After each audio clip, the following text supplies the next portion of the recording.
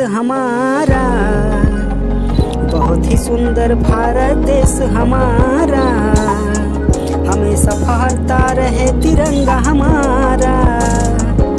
यही है ईश्वर से दुआ हमारा, यही है ईश्वर से दुआ हमारा, हमेशा फहरता रहे तिरंगा हमारा, हमेशा फहरता रहे तिरंगा हमारा।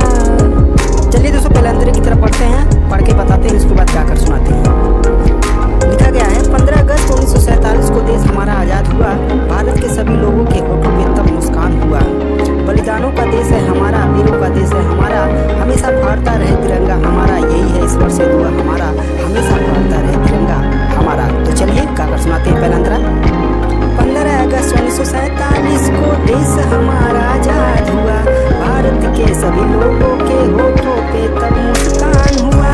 15 अगस्त 1947 को देश हमारा आज़ाद हुआ, भारत के सभी लोगों के होठों पे तब मुस्कान हुआ। बलिदानों का देश है हमारा, वीरों का देश है हमारा, हमेशा फहरता रहे तिरंगा हमारा।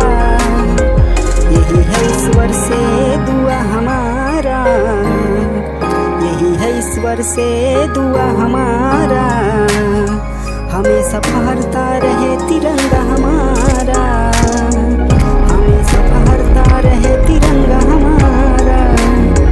चलिए दोस्तों, दूसरे